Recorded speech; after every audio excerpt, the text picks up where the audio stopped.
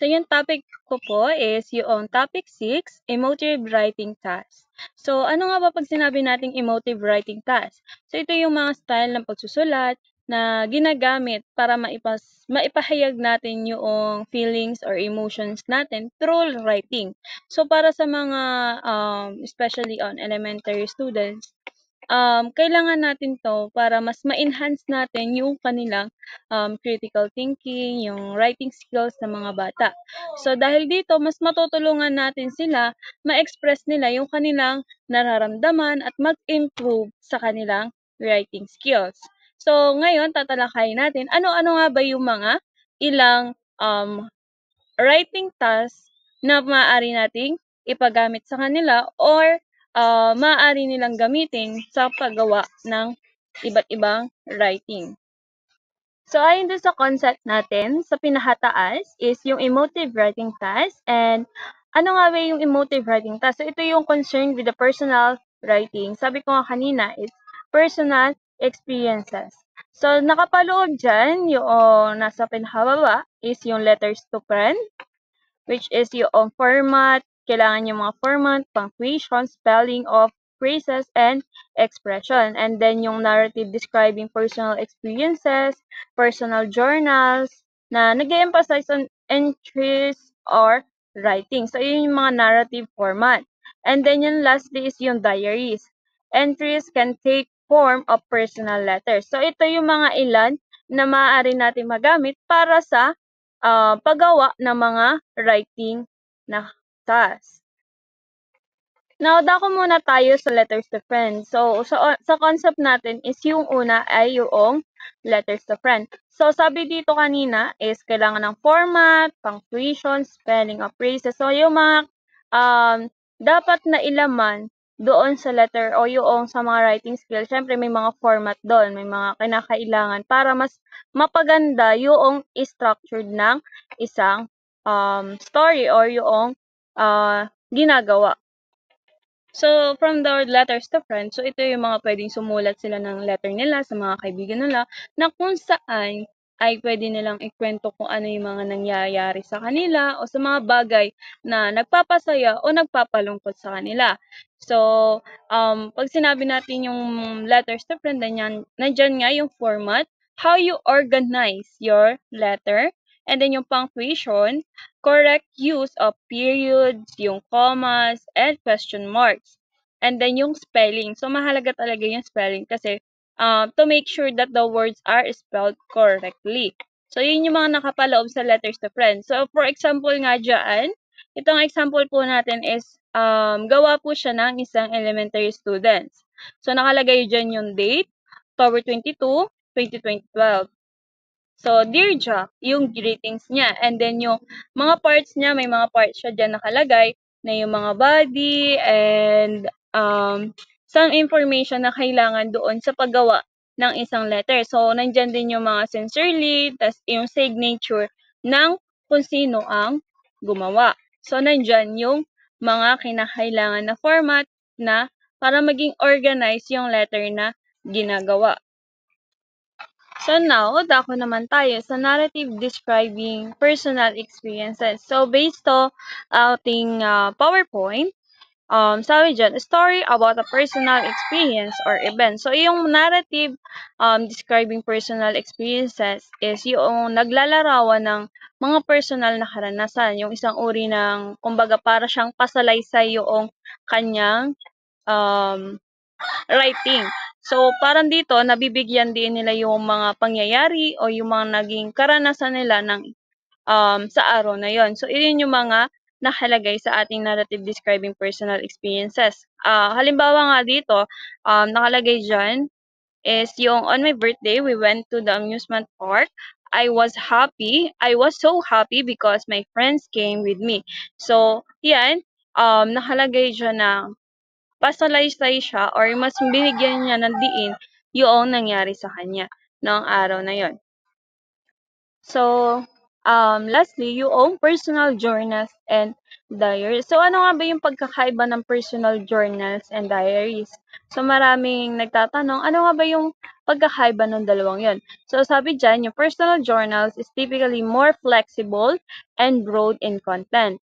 They can include sketches, lists, plan, and detailed reflection of various topics. So sabi dito is yung gumagamit ng mas malalim na mga karanasan at madamdamin. So dito, maaaring maglaman sila ng or magsulat sila ng reflection, mga plano nila sa buhay, yung goals nila and thoughts. So dito, kumbaga parang mahaba siya pero parang nandun na lahat. Parang pa-essay lang din yung personal journals. So dito naman sa diary, sabi nga dito, are more focused on day-to-day experiences. So dito nakalagay is yung kumbaga nakatutok lang talaga siya, nakatuon lang sa day-to-day experiences ng isang tao. Ngayon naman is dadako na tayo sa next topic natin. Sabi dito, how can this be done in the early stages of an ESL or English as secondary language and EFL as English as a foreign language course of study. So ngayon, tatalakayin natin yung tinatanong dito. So for the first bullet, sabi dyan, the different types of emotive writing activities are, of course, suitable for the more advanced stages of the course, but they can be carried out in a more limited manner, even at an initial stage. So sabi dito, may iba't ibang tayong mga klase or may mga different types tayo ng emotive writing. So marami tayong pagpipilian. Ako, based sa kanilang learning and also yung sa age ng mga bata. Kumbaga, kung kailangan natin siyang, sabi nga dito, kung kailangan natin siyang ibigay yung limited lang, halimbawa sa primary, syempre bagong stage pa lang sila, sila yung mga tinatawag nating beginners. So, pwede natin sa kanilang ibigay yung medyo limited lang. Tapos, pwede natin silang paggawin ng uh, pag sanayin natin sila sa mga maliliit kumbaga, yung mga tinatawag nga nating basic. So, para mas ma-express nila yung feelings nila through writing. And syempre, kahit na simple lamang yon, sa simple na yon is matututo yung mga bata. And then, yung next bullet naman natin is, yung personal letters can be limited to the level of structural and vocabulary knowledge of the students at each point in a time. So sabi ko nga kanina, kailangan kung hindi talaga suitable pagdating sa age ng mga bata, huwag natin pilitin. Kasi nga, syempre, is mga beginner pa lang, lalo na kung primary pa lamang sila. So, dito, katulad dito, yung sa personal letter. So, madali lang naman nating i-adjust sa level ng mga bata. Yung mga grammar, yung correct grammar, yung mga vocabulary, kumbaga hindi natin sila mamadaliin. So, kung gagamit tayo ng mga basic o mga simple munang mga words, papakreate sila natin ng simpleng words or yung mag-structure lang sila ng mga simpleng sentences. So, para doon, mas magiging advanced sila at medyo kung okay na or nakikita mo nag-i-improve na yung mga bata, why not naman na i-complex natin ng paunti-unti. And yung mga structured instructions din natin, syempre kailangan mas malinaw para sa ganun is hindi sila mahirapan. Kumbaga, gradually lang ang pag-increase ng difficulty ng learning ng mga bata.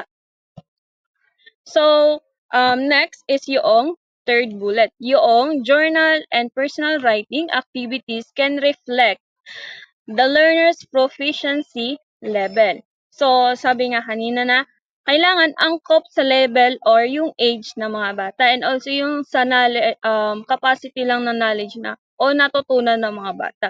So, syempre, kung dito sa journal and personal writing na mga activities na ibibigay natin, pwede silang mag-reflect yung mga dapat na angkop lamang sa proficiency level ng ating learners. Kasi syempre, baka mamaya magbigay ka ng mahirap na tanong tapos papagawa mo sila ng sentence, syempre mahihirapan sila. And then dapat angkop lang talaga sa kanila learning. Kumbaga, basic pa lang, sabi ko nga kanina, kung magsisimula tayo sa basic, syempre, pag tagal niyan, at pwede tayong magbigay ng mga complex na mga sentences para mas maintindihan ng mga bata. Lalo na kumbaga kung sa primary, syempre beginner siya. Pero kung nasa intermediate na siya, pwede na silang gumawa ng mga creative na writing task. Pero kung beginner pa lang sila, simpleng journals lang or yung mga simpleng mga writing activities lang yung pwede nating ibigay. So lastly, yung last bullet is, it is important, however, in all cases, to provide students with the specification of the task, limiting it to their level of knowledge. So paulit-ulit ko lang din naman sinasabi na kailangan angkop sa knowledge ng bata o yung mga level ng mga bata. Hindi tayo basta-basta magbibigay ng mga writing skills. Kailangan angkop dun sa level ng mga bata. Kung sa grade 1, pwede kang magpagawa ng simpleng journal or diaries para ikwento nila, ganito nangyari sa kanilang araw na yon, pumunta sila sa birthday yan, ganito, ganyan. So, through that, may enhance pa rin naman ng mga bata yung writing skills nila. Kumbaga, kung ano lang yung kaya nila, yun lang muna. Para mas ma-enjoy sila at hindi ma-frustrate. And maganda rin na step by step natin ituturo sa kanila na yung mga progress and magbibigay tayo ng mga specific guidelines na ibibigay sa ating mga students para hindi sila malito. So, ito na po yung end ko, ma'am, na sa aking topic. So, lagi lang po nating tatandaan na yung mga importance o paano ba makakatulong ito sa atin lalo na pag nagturo tayo sa elementary students, na dito sa pamamagitan ng mga emotive writing tasks is may express nila yung feelings and thoughts nila na kung saan nakakatulong ito para ma-express nila yung kanilang feelings and thoughts sa pag-structures or anyway ng writing skills. And also, mag-i-improve sila sa writing skills na yon. Through practice, makakatulong ito sa kanila para maging matuto kung ano nga ba yung mga tamang spelling, grammar, and punctuation. And then, maaari din ma-boost yung creativity nila and encourage sila kung gumawa ng mga creative o yung mga writing tasks like yung mga kwento o yung mga experiences na nangyayari sa kanila araw-araw. And also, yung ma-build yung communication skills. So, hindi naman porke gumawa ka lamang ng writing skills or yung gumawa ka lang ng story is ganun lang siya. So, syempre, nakakapag-promote pa rin yun ng communication. So, effective with others through writing. So, sa mga nakakabasa, dahil doon is mararamdaman nila na ganito yung nakapaloob doon sa writing o yung sa story na yon. So, yun lamang po, ma'am, yung aking topic. Thank you.